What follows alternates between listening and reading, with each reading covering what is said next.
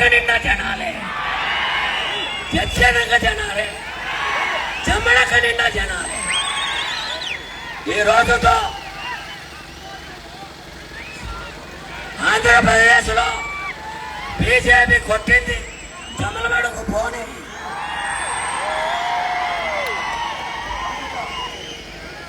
భారత పార్లమెంటులో కడప పార్లమెంటు భూపేసి కొట్టాడు పోనీ.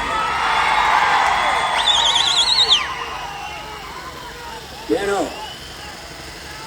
సమయం చాలా దూరం నుంచి వచ్చారు, సమయం తక్కువగా ఉంది. ఏదేమైనా నేను ఈ ర్యాలీ ప్రారంభం ముందే నాకు కొంతమంది వైసీపీ లీడర్లు ఫోన్ చేశారు. Sir, Jammalamadugu assembly seat, Kadapa parliament 2 సీట్లు మీరు గెలవబోతున్నారని. ఏమయ్యా మీ అవినాష్ రెడ్డి ఏమయ్యాడు, మీ సుధీర్ రెడ్డి ఏమయ్యారు అంటే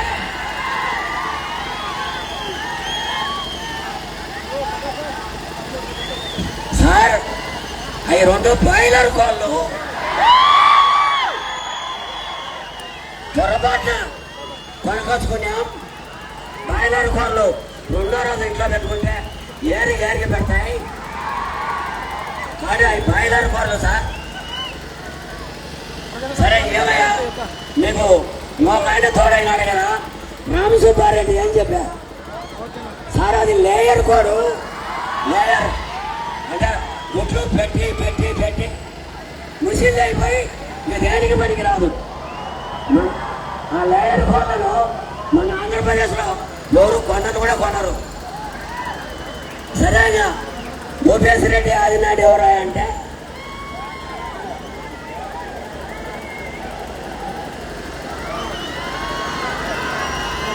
భూపేశ్ రెడ్డి ఆదినాడు ఎవరంటే బెడసకోళ్ళు.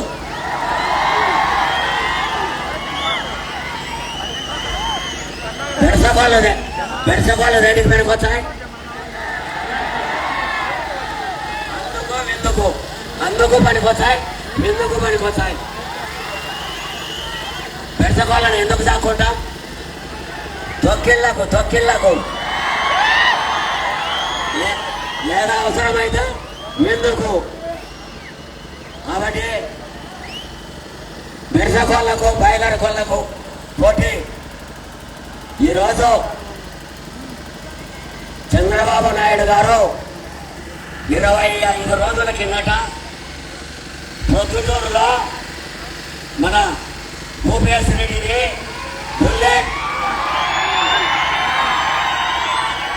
భూపేశ్ అన్నాడు. గత 3.5 సంవత్సరాలుగా జమ్మలమడుగు నియోజకవర్గంలో మీ అందరి హృదయాలు చూరగొని ముందుకు పోయే టైంలో మనకు పార్లమెంట్ సీట్ వచ్చింది. పార్లమెంట్ సీట్ వచ్చిన తర్వాత మనకు అవినాష్ రెడ్డికి పోటీ అనుకున్నాం, భూపేశ్ రెడ్డికి అవినాష్ రెడ్డికి పోటీ అనుకున్నాం. కానీ 26 రోజుల్లోనే అవినాష్ను వెనక్కేసి భూపేశ్ ముందుకు వచ్చాడు. ఇప్పుడు పోటీ అవినాష్ రెడ్డికి భూపేశ్ రెడ్డి కాదు, భూపేశ్ రెడ్డికి షర్మిలమ్మకు. Avinash Reddy out, Sharmilamma in, Bhupesh Reddy win.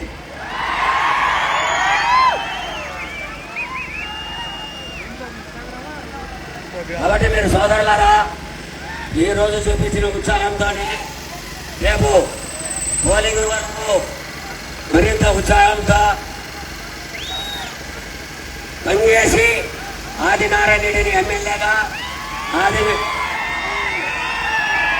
Bhupesh రెడ్డిని ఎంపీగా గెలిపించాలని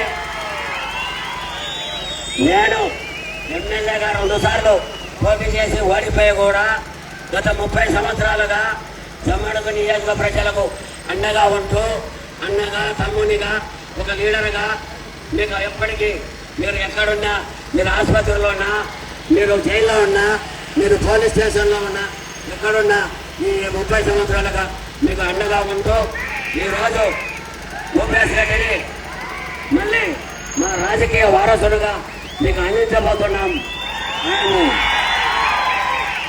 ఆయన ఎంపీగా మనం భారీ మెజారిటీతో గెలిపించుకుంటే ఒక 30 సంవత్సరాలు మీకు సేవ చేస్తాడు. 30 సంవత్సరాలు నా మాదిరి మీకు అండగా ఉంటాడు. దయచేసి మీరందరూ జమ్మనుగు నియోజకవర్గంలోనే కాకుండా ఇతర అసెంబ్లీ నియోజకవర్గాలు కూడా వెళ్ళి భూపేశ్ రెడ్డిని గెలుపుకు మంచి ప్రయత్నాలు చేస్తారని చెప్పి కోరుకుంటూ ఆదినారెడ్డిని భూపేశ్ రెడ్డిని గెలిపించాలని కోరుకుంటూ మన ముఖ్య అతిథిగా వచ్చేసిన సత్యకుమార్ గారు భారత జాతీయ పార్టీ కార్యదర్శి ధర్మవరం అసెంబ్లీ క్యాండిడేట్ ఆయన్ను మాట్లాడవలసిందిగా కోరుతున్నాం. భారత్ మాతాకి పెద్దలు గౌరవనీయులు నారాయణ రెడ్డి గారు జమ్మలమడుగు గడ్డ మీద పుట్టిన రాయలసీమ గుండె చప్పుడు చదిపిరాళ్ళ ఆదినారాయణ రెడ్డి గారు తెలుగుదేశం పార్టీ కార్యకర్తల బలం బలగం సోదరుడు భూపేశ్ రెడ్డి గారు తెలుగుదేశం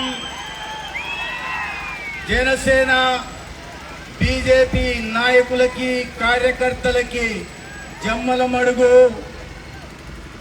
ప్రముఖులకి ప్రజలకి ముఖ్యంగా ఎంఆర్పిఎస్ సైనికులకి పవన్ కళ్యాణ్ గారి సైనికులకి అందరికీ చేతులెత్తి నమస్కరిస్తున్నాం. మిత్రులారా, మీరు 15 సంవత్సరాల పాటు ఆదినారాయణ రెడ్డి గారిని చూశారు. ఆ 15 సంవత్సరాల కాలంలో ఏ గ్రామానికి వెళ్ళినా రోడ్లు నిర్మించబడ్డాయి. 11 సబ్స్టేషన్లుంటే 38 సబ్స్టేషన్లు అయ్యాయి. 50 పడకల ఆసుపత్రి ఉంటే 100 పడకల ఆసుపత్రి అయింది. ప్రతి ఇంటికి కుళాయి ద్వారా నీళ్లు ఇచ్చే పని చేశారు. ప్రతి చేతికి పని కల్పించారు. ప్రతి పొలానికి సాగునీరిచ్చే పని చేశారు. బడుగు బలహీన వర్గాలకి దళిత సోదరులకి అండగా నిలిచారు. అవునా కాదా? ఈ 5 సంవత్సరాలుగా మీరు ఒక వ్యక్తిని చూస్తున్నారు.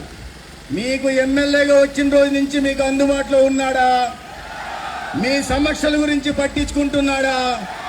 అర్ధరాత్రైనా ఆదన్న అని చెప్పి మీరు పిలిస్తే పదరా నేను వస్తానని చెప్పి ఆదన్న ఉన్నప్పుడు ఇప్పుడున్న వ్యక్తి ఒక్కరోజన్నా మీ మధ్యకు వచ్చి మీ సమస్యల పరిష్కారం కోసం పని చేస్తున్నాడా? ఆయన చేస్తున్నదయ్యా ఏంటయ్యా అంటే కబ్జా, కమిషన్, కరప్షన్, కలెక్షన్. కబ్జా, కమిషన్, కరప్షన్, కలెక్షన్ తప్ప 5 సంవత్సరాలుగా ఈ ప్రాంతంలో ఎమ్మెల్యేగా ఉంటున్న వ్యక్తి ఏమన్నా చేశాడా? చేసుంటే ఒక్కసారి చెప్పండి. చెయ్యకపోతే చెయ్యలేదని చేతులెత్తి 2 చేతులెత్తి మరీ చెప్పండి. ఎలా చేస్తాడు? ఏ పార్టీలో ఉన్నాడు? ఆ నాయకుడు ఎలా ఉన్నాడు? నీళ్ళ ట్యాంకు ఓవర్ హెడ్ ట్యాంకర్ కలుషితమైతే కుళాయిలో మంచినీళ్ళు వస్తాయా? కుళాయిలో మంచినీళ్ళు రావు కదా. ఓవర్ హెడ్ ట్యాంకే కలుషితమైంది. మనకి తెలుసు, మన జిల్లా వాసులం. కడప జిల్లా బయట వాళ్ళు ఏమన్నా నమ్ముతారేమో కానీ కడప జిల్లా వాళ్ళం మనకి తెలీదా? మన బంగారం ఎట్టాంటిదో, మన బంగారం ఎట్టాంటిదో మనకు తెలీదా? ఏమయ్యా అంటే పాడిందే పాడరా పాచిపల్ల నారదే అన్నట్టుగా 99% పూర్తి చేసిన 99% పూర్తి చేసిన అంటాను. 99% ఎక్కడన్నా పూర్తి అయినాయా? మద్యపాన నిషేధం అని చెప్పారు. మద్యపాన నిషేధం జరిగిందా? జరగకపోగా నీ నాసిరకం జగన్ బ్రాండ్ అమ్మి ప్రజల కాలేయాలతో ఆడుకుంటూ అక్కచెల్లెళ్ళ పుస్తకం తెంచడం నిజం వాస్తవమా కాదా? మీ ధనార్జన కోసం, మీ స్వార్థం కోసం ప్రజల ప్రాణాలతో చెలగాటమాడుతున్న మాట వాస్తవమా కాదా? 45 ఏళ్లు నిండితే పెన్షన్ ఇస్తా అక్క చెల్లెలకి అన్నారు. జమ్మలమడుగులో ఆంధ్రప్రదేశ్లో ఇంతమంది అక్క చెల్లెళ్ళు ఉన్నారు. ఒక్కడికన్నా పెన్షన్ వచ్చిందా? రాలా. మీరు ఒకటి గుర్తుపెట్టుకోండి. మీరు మే 13 కమలం గుర్తు మీద అసెంబ్లీకి పార్లమెంటులో సైకిల్ గుర్తు మీద వేసి గెలిపించిన తర్వాత ప్రతి అక్క చెల్లికి 18 ఏళ్లు దాటిన ప్రతి అక్క చెల్లెకి నెలకు 15,000, సంవత్సరానికి 18,000 అకౌంట్లలో వస్తాయి. ఇంతమంది యువకులు ఉన్నారు ఇక్కడ. జాబ్ క్యాలెండర్ ప్రతి జనవరి 1వ తేదీ జాబ్ క్యాలెండర్ ఇచ్చి ఉద్యోగాలు ఇస్తాను, నోటిఫికేషన్లు ఇస్తానన్నారు. ఒక్కడికన్నా ఉద్యోగం వచ్చిందా? ఎక్కడన్నా నోటిఫికేషన్ వచ్చిందా? మెగా డిఎస్సి ప్రకటించారా? రాలే. మోసగారి మాటలు మాత్రం చెప్తున్నాడు. కానీ మళ్ళీ మీరు గుర్తుపెట్టుకోండి, మే 13వ తేదీ కమలం పువ్వు మీద అసెంబ్లీకి, పార్లమెంట్ లో సైకిల్ కి ఓటు వేసి గుర్తిన తర్వాత 20 లక్షల ఉద్యోగాలు, 20 లక్షల యువకులకి ఉద్యోగ ఉపాధి అవకాశాలు ఆంధ్రప్రదేశ్ లో కలుగుతాయి. మిత్రులారా, అనేక రకాల హామీలు ఇచ్చారు. ప్రతి ఒక్కదాన్ని కూడా నెరవేర్చలేదు. కానీ మాటలు మాత్రం 99% అంటారు. ముందు స్ప్రింక్లర్లకు 90% రాయితీ వచ్చేది, అది రావడం లేదు. ట్రాక్టర్ కొనాలంటే 50% రాయితీ వచ్చేది, అది రాయట్లా. కేంద్రం నుంచి 5 లక్షల కోట్లు 5 సంవత్సరాల్లో వస్తే ఈయన చేసిన అప్పు 13 లక్షల కోట్లు, మొత్తం కలిపి 18 లక్షల కోట్లు. మళ్ళా ఈయన బడ్జెట్ 20 లక్షల కోట్లు పెట్టింది. 2,70,000 అయితే మిగతా అన్ని లక్షల కోట్లు ఎక్కడ పోయినట్టు? ఏ నేల మాలికలో మారినట్టు? ఇడుపులపాయలో దాచినారా? తాడేపల్లిలో దాచినారా? మారిషియస్ లో దాచినారా లేదా? అనేక నేల మాలికలు ఉన్నాయి, వాటిల్లో దాచే పని చేస్తుంది. ఇతర మళ్ళీ అబద్ధాలు చెప్తా ఉంటాడు. అబద్ధాల కోరు. ఎటువంటి అబద్ధాల కోరు అంటే పవర్ స్టార్ భక్తులు ఇక్కడ ఉన్నారు. ఒక సినిమాలో బ్రహ్మానందం చెట్టు కింద పోయి మాట్లాడితే ఆకులు రాలుతుంటాయి. ఆ సినిమా పేరేంది? ఇవాళ ఈ రాష్ట్రంలో ముఖ్యమంత్రిగా ఉంటున్న ఒక అబద్ధాల కోరుని మనం తీసుకెళ్లి నల్లమడ అడవుల్లో నిలబెట్టి 2 నిమిషాలు మాట్లాడితే మొత్తం నల్లమడ అడవుల్లోని చెట్ల ఆకులన్నీ రాలి చెట్లన్నీ పూర్తి మసైపోతాయి. అటువంటి అబద్ధాల కోరు ఇవాళ మన రాష్ట్రానికి ముఖ్యమంత్రిగా ఉన్నారు. మిత్రులారా, అనేక రకాలైన మోసాలు చేశాడు. తన ధనార్జన కోసం ఇసుకను మెక్కాడు. తన ధనార్జన కోసం మట్టి నమ్ముకున్నాడు. తన ధనార్జన కోసం పంచాయతీ నిధులను లాగేసుకున్నాడు. తన ధనార్జన కోసం గ్రామీణ ఉపాధి పథకం పనులు చేయకుండా అడ్డుకున్నాడు.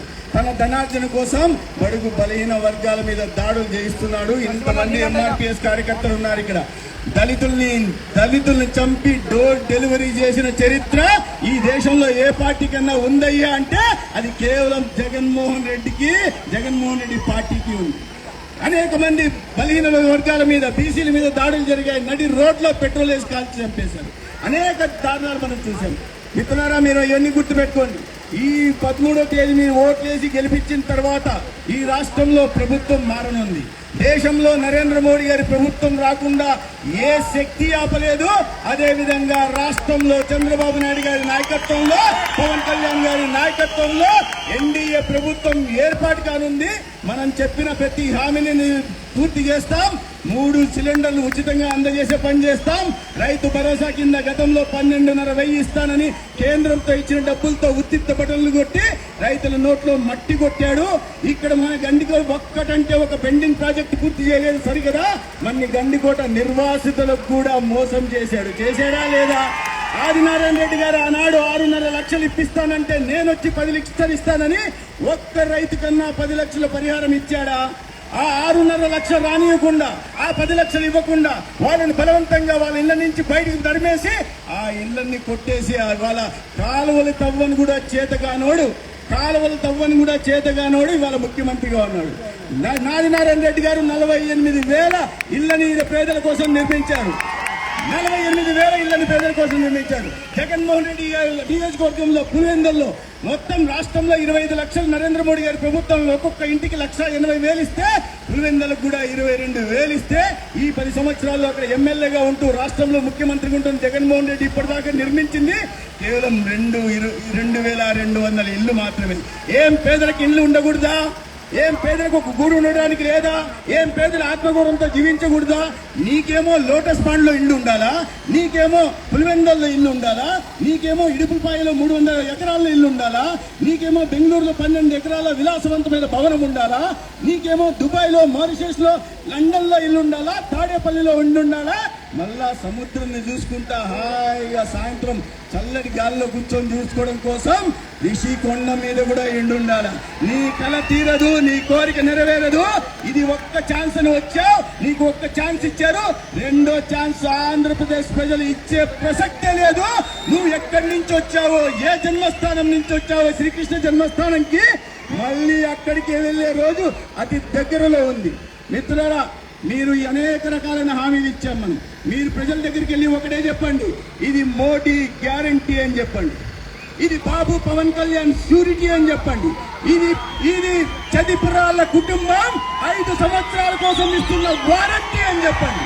ఇవన్నీ జరగాలంటే, మనం ఇచ్చిన ప్రతి హామీ నెరవేరాలంటే, రాష్ట్రం మళ్ళీ పురోగమన మార్గంలో వెళ్ళాలంటే, పేదల జీవితాల్లో వెలుగులు నిండాలంటే, అన్నదాత సంతోషంగా ఉండాలంటే, అక్క చెల్లెళ్ళు ఆత్మగౌరవంతో జీవించాలంటే, బడుగులు బలహీన వర్గాలు తల ఎత్తుకొని ఎగరాలి, కాళ్ళని ఎప్పుకుంటూ తిరగాలంటే మనమంతా ఏం చేయాలి? ఏం చేయాలి? ఏం చేయాలి? 2 ఓట్లు వేయాలి. ఒకటి కమలం గుర్తు మీద ఆదినారాయణ రెడ్డి గారికి ఓటేసి అసెంబ్లీకి పంపాలి. రెండోది సైకిల్ గుర్తు మీద ఓటేసి సోదరుడు భూపేష్ రెడ్డిని పార్లమెంట్ కి పంపాలి. మిత్రులారా, నేను ధర్మవరం నియోజకవర్గ అభ్యర్థిగా ఉన్నా. ధర్మవరం ఇప్పటి నుంచి నా కర్మభూమి. ధర్మవరం రూపురేఖలు మారుస్తానని నేను ప్రతిరోజు చెప్తున్నా. మార్చి చూపిస్తా. కడప జిల్లా బిడ్డ మాట చెప్తా. ఎలా ఉంటుందో ధర్మవరం చూపిస్తా. కానీ నా పుట్టిన ఊరు, నా జన్మభూమి ప్రొద్దుటూరుని కూడా 2వ ప్రయారిటీ కింద తీసుకొని ఆదినారాయణ రెడ్డి గారితో కలిసి జమ్మలవుడి అభివృద్ధి కోసం కూడా పాటుపడే పని చేస్తానని, పార్లమెంట్ నుంచి నిధులు తీసుకొచ్చి, కేంద్రం నుంచి నిధులు, రాష్ట్రం నుంచి నిధులు తీసుకొచ్చి ధర్మవరాన్ని మొదటగా నా వరకు, తర్వాత జమ్మలమడుగు, ప్రొద్దుటూరు కూడా అభివృద్ధి పథంలో తీసుకెళ్లే ప్రయత్నం గట్టిగా చేస్తానని ఇవాళ మీ అందరికీ తెలియజేసుకుంటూ, మిమ్మల్ని అందరికీ కలిసి అవకాశం కలిగించినందుకు ధన్యవాదాలు తెలియజేసుకుంటున్నాను. ధన్యవాదాలు. భారత్ మాతా కీ, భారత్ మాతా కీ. ఒక్కటి చెప్పి ముగించాల. గతంలో మీకు తెలుసు, గుండెపోటుని గొడ్డల పోటుగా ఎలా చెప్పారు. దీంట్లో మొదట్లో ఏం చెప్పారు? పేరు ఎవరిది చెప్పారు? ఏం చేయబోయారు? సిబిసిఐడిని పంపబోయారు. అయ్యా, మీ దగ్గర సిబిసిడి ఉంటే మేము కేంద్రంలో ఉన్న వాళ్ళం, సిబిఐ ఈడీ 2 ఉంటాయి. దెబ్బ కొడితే మళ్ళీ జీవితంలో లేదన్న విషయాన్ని ఈ పక్క నియోజకవర్గంలో ఉన్న వాళ్ళు తెలియాలి, వాళ్ళకి వినిపించాలి. ఆ పొలికేక జమ్మలమడుగులో వేసే పొలికేక ఇప్పుడు తాడేపల్లి దాకా వినిపించాలి. భారత్ మాతా కీ, భారత్ మాతా కీ. ధన్యవాదాలు. నమస్కారం. థ్యాంక్ యూ నా. ఇప్పుడు సభను ఉద్దేశించి జనసేన నాయకులు 2 నిమిషాలు మాట్లాడాల్సిందిగా కోరుతున్నాం.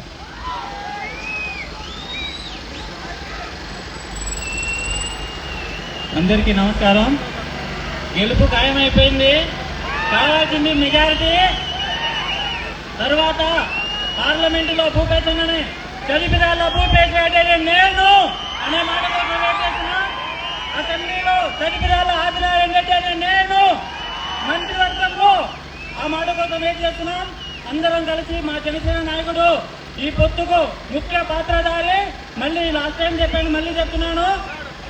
ఆంధ్రప్రదేశ్ లో ఎన్డీఏ కూటమి వస్తే ఇండియా మొత్తం ఆంధ్రప్రదేశ్ వైపు చూస్తుంది. అలాగే జమ్మలమడుగులో ఎంపీకి భూపేష్ అన్నని, ఎమ్మెల్యేగా ఆదినారాయణ కల్పించుకుంటే ఆంధ్రప్రదేశ్ మొత్తం మన తమిళనాడు జిల్లాలో అభివృద్ధి చేస్తారని కోరుకుంటున్నాను. ఎక్కువ టైం లేదని ఎక్కువ మాట్లాడలేదు. ఈ అవకాశం ఇచ్చిన అందరికీ నమస్కారం. జై జనసేన, జై కూటమి, జై హింద్. థ్యాంక్ యూ నారసింహ గారు. ఇప్పుడు అభివృద్ధి ప్రదాత జమ్మలమడుగు బీజేపీ ఎన్డీఏ కూటమి అభ్యర్థి, ఇప్పుడు యువ కిరీటం పార్లమెంట్ అభ్యర్థి పిల్లెట్ భూపేష్ రెడ్డి గారు సభను ఉద్దేశించి మాట్లాడవలసిందిగా కోరుతున్నారు. జమ్మలమడుగు ఈరోజు మన ప్రీతమ నాయకుడు భారతీయ జనతా పార్టీ అభ్యర్థి చదిప్రాల ఆదినారాయణ రెడ్డి గారు నామినేషన్ సందర్భంగా ఈ కార్యక్రమానికి విచ్చేసిన మన ప్రొద్దుటూరు ముద్దుబిడ్డ ధర్మవరం అభ్యర్థి సత్యకుమార్ అన్న గారికి, వేదిక మీద ఉన్న పెద్దలకు, జనసేన, తెలుగుదేశం పార్టీ, భారతీయ జనతా పార్టీ నాయకులకు, కార్యకర్తలకు నా హృదయపూర్వక నమస్కారాలు తెలియజేసుకుంటున్నా.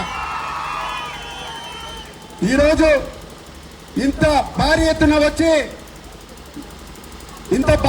వచ్చి ఈ కార్యక్రమాన్ని విజయవంతం చేసిన ప్రతి ఒక్కరికి నా హృదయపూర్వక నమస్కారాలు తెలియజేసుకుంటూ, అన్ని కులాలు, అన్ని మతాలు, ఎంఆర్పిఎస్, ముస్లిం మైనారిటీ, క్రిస్టియన్ మైనారిటీ, ఈ రోజు ప్రతి ఒక్క వర్గం వచ్చి ఇంత భారీ ఎత్తున సక్సెస్ చేసినందుకు మరొకసారి హృదయపూర్వక నమస్కారాలు తెలియజేసుకుంటున్నా. అయ్యా, ఈరోజు 2021లో నేను నవంబర్ 26వ తేదీన భారత్ రాజ్యాంగం రచించిన రోజు, అమలుపరిచిన రోజును నన్ను చంద్రబాబు నాయుడు గారు జమ్లో నియోజకవర్గ అభ్యర్థిగా ప్రకటించడం జరిగింది. ఆ రోజు నిజంగానే ఎంత శుభ సందర్భమో మీరే ఆలోచన చేయండి. నేను ఆ రోజు నుంచి బాధ్యతలు తీసుకొని జమ్లో నియోజకవర్గం సంబంధించిన తెలుగుదేశం పార్టీ క్యాడర్ కు నూతన ఉత్సాహం ప్రోత్సహిస్తూ ఆ రోజు ఉన్న నాయకులు ఎవరే గాని తెలుగుదేశం పార్టీకి రథసారథి లేకుండా పోయినారు. 30 ఏళ్ల నుంచి ఒకటే కుటుంబం, గులకుంట అంటే తెలుగుదేశం, తెలుగుదేశం అంటే గులకుంట అనేది జమ్లవాడలో ఆ పదం పోయి కొత్తగా యువకుడిగా వచ్చిన భూపేష్ అని తెలుగుదేశం పార్టీ నాయకులు కార్యకర్తలు నన్ను ప్రోత్సహించి నేను వేసే ప్రతి అడుగులో నా వెనుకమ్మడి ఉండి ముందుకు నడిపించినారు. మీరందరూ లేకపోతే ఈ రోజు ఈ భూపేష్ రెడ్డి లేరని ఈ సందర్భంగా మీ అందరికీ తెలియజేస్తున్నా. అట్లనే ఎవరైనా ఈ కాలంలో ఒక రాజకీయంగా ముందు అడుగేసి అరంగేట్రం చేయాలంటే చాలా ఇబ్బందులైన పరిస్థితి.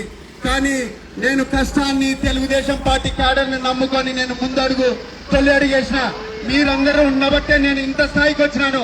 ఈ రోజు నాకు భారతీయ జనతా పార్టీ, జనసేన, టీడీపీ కూటమిలో భాగంగా చిన్నాయనకు ఇక్కడ టికెట్ కేటాయించిన తర్వాత నిజంగానే కొంచెం కన్ఫ్యూజన్ లో ఉన్నారు జమ్లో నియోజకవర్గ తెలుగుదేశం పార్టీ కార్యకర్తలు, క్యాడర్ అంతా. కానీ అదే సందర్భంలో ఈ రోజు మన నాయకుడు చంద్రబాబు నాయుడు గారు ఏ విధంగా ఆలోచన చేసినారో మీ అందరికీ తెలిసిన విషయమే. ఎప్పుడైతే ఐవీఆర్ఎస్ కాళ్లు పెట్టి కడప జిల్లా వ్యాప్తంగా భూపేష్ ని ఎంపీ అభ్యర్థిగా, తెలుగుదేశం పార్టీ అభ్యర్థిగా పంపిస్తే ఏ విధంగా ఉంటుందని ఒక ఐవీఆర్ కాల్ తో మీ అందరి దగ్గరికి పోయి మీ నిర్ణయాన్ని తెలుసుకోవడం జరిగింది. ఆ నిర్ణయంలోనే మీరందరూ గట్టిగా 78% నాకు మద్దతు ఇచ్చినారు. కాబట్టి 7 నియోజకవర్గాల తెలుగుదేశం పార్టీ నాయకులకు, కార్యకర్తలకు, అట్లనే తెలుగుదేశం కుటుంబ అభిమానులకు అందరికీ ఈ వేదిక ద్వారా నేను శిరస్సు వంచి నమస్కరిస్తున్నాను.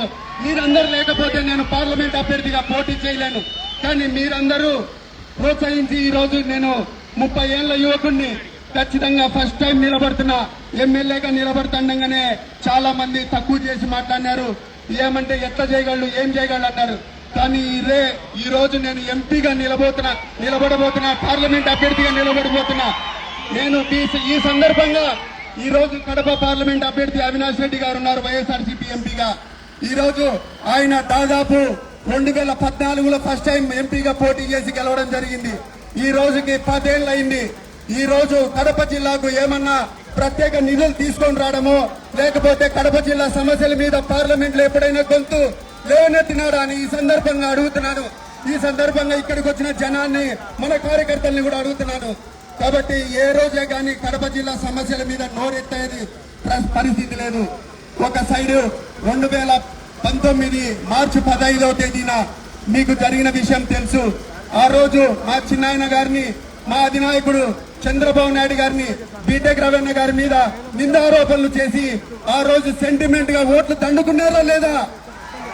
ఆ రోజు విజయమ్మ గారు, షర్మిలమ్మ గారు పోయి వీధిన నియోజకవర్గాలు తిరిగి, స్టేట్ వైడ్ తిరిగి మా నాన్న చనిపోయినాడు, మా చిన్నాయన చనిపోయినాడు, మేము నిజంగానే పెద్దల్ని కోల్పోయినామని చెప్పి ఒక నంగనాచి మాటలు చెప్పి మీ అందరితో ఓట్లు దండుకున్నారు. కానీ ఈ రోజు పాత్రదారులు ఎవరో, సూత్రధారులు ఎవరో మీ అందరికీ తెలిసిన విషయమే అదే కేసులో. కాబట్టి మీరందరూ ఆలోచన చేసి వేయండి. ఒక సైడు ఈ రోజు ఎంపీ అవినాష్ రెడ్డి గారు ఎందుకు నిలబడుతున్నారు? కేసుల్లోంచి తప్పించుకోవాలని ఒకరు, ఆస్తులు పంచలేదని ఒకరు ఈ రోజు వాళ్ళు పోటీలో ఉన్నారు. కానీ నేను కడప జిల్లా ప్రజల కోసం